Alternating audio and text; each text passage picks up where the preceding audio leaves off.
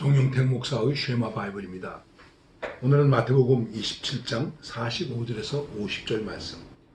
함께 드릴 찬양은 150장 갈보리산 위에 십자가 섰으니 하는 찬양이 되겠습니다.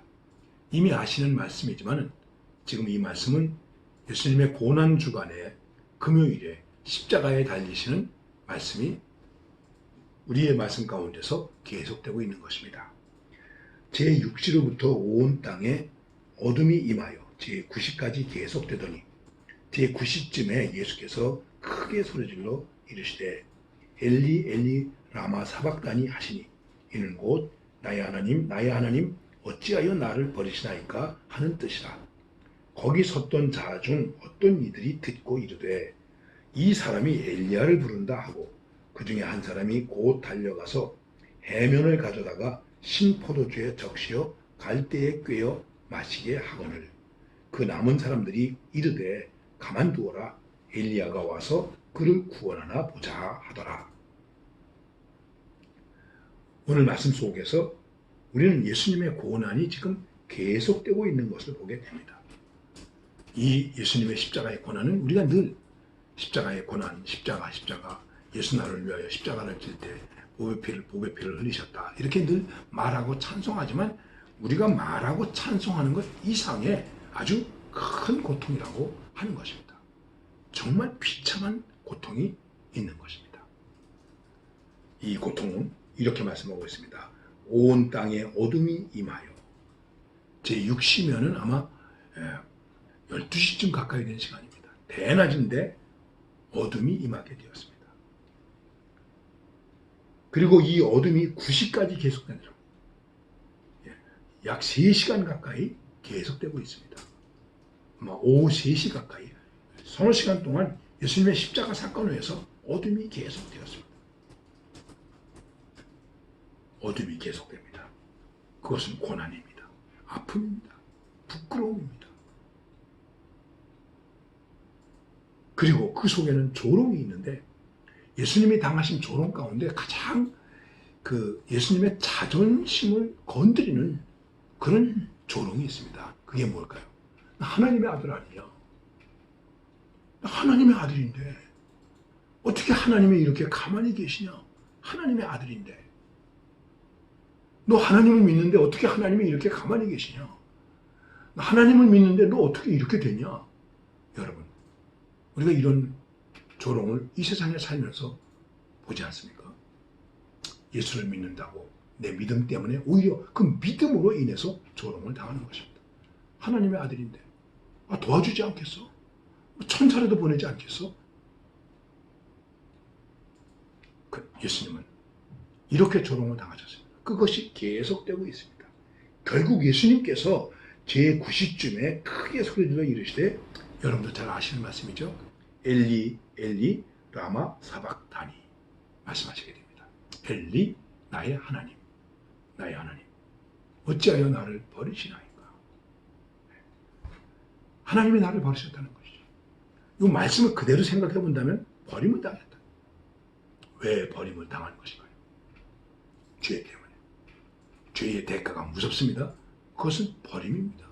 우리가 이 세상에서 죄를 지으면 버림을 당합니다. 우리가 그냥 지나가는 것 같지만 버림을 당합니다. 사회에서 버림을 당합니다. 친구에게서 버림을 당합니다. 가족에게서 버림을 당합니다. 버림당합니다. 그리고 격리됩니다. 그래서 감옥에 있는 거예요. 버림을 당하면 비참한 것이죠. 아내에게서 버림받은 남편, 남편에게서 버림받은 아내, 사랑하는 사람으로부터 버림받은 사람들, 자녀로부터 버림받은 부모들, 얼마나 비참합니까? 지금 이 세상에는 버림받아 비참한 사람들이 너무나 많이 있습니다. 그리고 그 버림받음 때문에 가슴을 쥐어뜯고 가슴을 치면서 원통해하고 일을 가는 사람들도 많이 있습니다. 근데 지금 사람들이 하나님의 아들이라고 그러는데 너 하나님의 아들이라고 그러는데 하나님께서 어떻게 너를 구원하지 않겠느냐? 구원하실 걸 이렇게 조롱하는데 바로 하나님의 아들인 예수님이 나의 하나님 나는 당신의 아들입니다. 어찌하여 나를 버리십니까? 아들이 아버지로부터 버림당하는 것입니다. 하나님으로부터 버림당하는 것입니다. 무엇 때문에? 죄 때문에.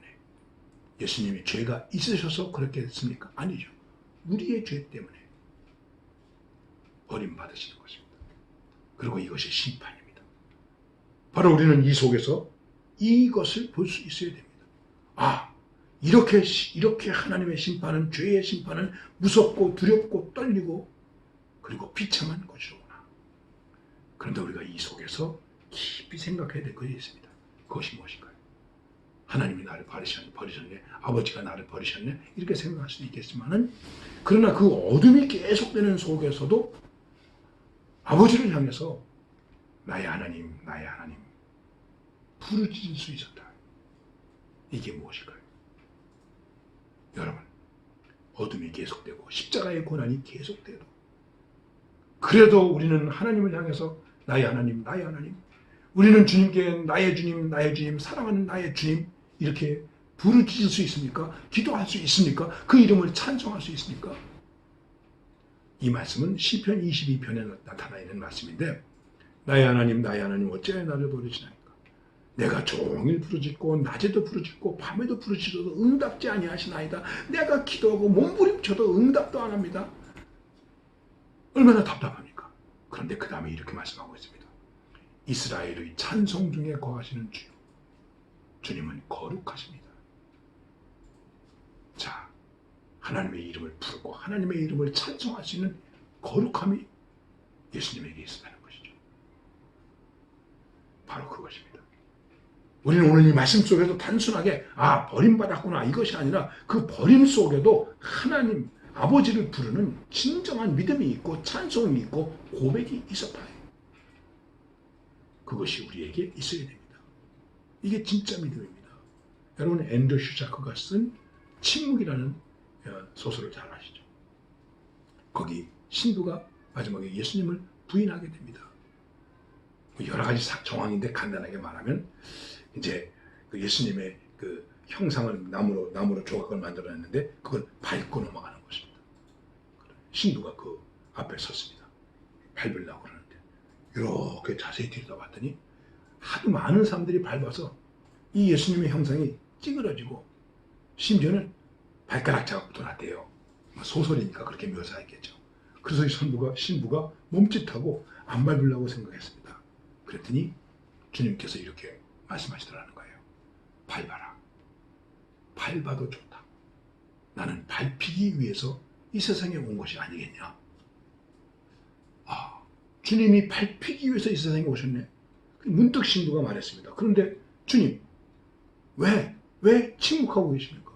우리 여기 고통당하고 죽임당하고 부르짖고 있는데 왜 고통당하고 왜 침묵하고 계십니까? 왜 아무 말씀도 안 하십니까? 그랬더니 주님께서 이렇게 말씀하시는 것이 그의 가슴에 들렸다는 거예요. 나는 가만히 있지 아니하고 너의 아픔에 너와 함께 아파하고 있다. 그렇습니다. 그걸 볼 수 있어야 됩니다. 나의 하나님, 나의 하나님. 이것을 볼 수 있어야 됩니다. 이런 고백을 할 수 있어야 됩니다. 이런 찬양이 우리에게 있어야 된다는 것입니다. 이제 이렇게 예수님께서 얘기하니까는 사람들이 이제 말하되, 이 사람이 엘리야를 부른다. 말귀도 못 알아듣고 있어요. 나의 하나님, 나의 하나님이라고 그러는데 엘리야라고 듣고 있는 거예요. 이게 제대로 말씀을 들어야 되는데 잘 듣지 못하고 있는 것입니다. 그리고 그 중에 한 사람이 아마 예수님의 고통을 조금 감해주기 위해서 그랬는지, 이제 아까 신포도주라는 말도 나오는데 쓸개를 탄 신포도주를 예수님에게 이제 갖다가 먹게 하려고 하는 모습을 오늘 말씀에 나와 있습니다. 그랬더니 어떤 사람들이 이렇게 말합니다. 그냥 두어라. 엘리야가 와서 그를 구원하나 보자 하고 다시 예수님을 조롱하게 됩니다. 너무나 잘 아시는 말씀입니다. 엘리 엘리 라마 사막다니, 나의 하나님 나의 하나님 어찌하여 나를 버리시나이까. 거기 버림만 있습니까? 아닙니다. 그 속에 나의 하나님이 계십니다. 여러분의 상황이 어떻습니까? 거기 나의 하나님이 계십니까? 이게 중요한 것입니다. 우리는 어떠한 상황 속에서도 나의 하나님, 그 나의 하나님을 찬송하고 그 찬송 속에서 믿음의 거룩함을 가지고 승리하는 주님의 사람들이 되시기를 바랍니다.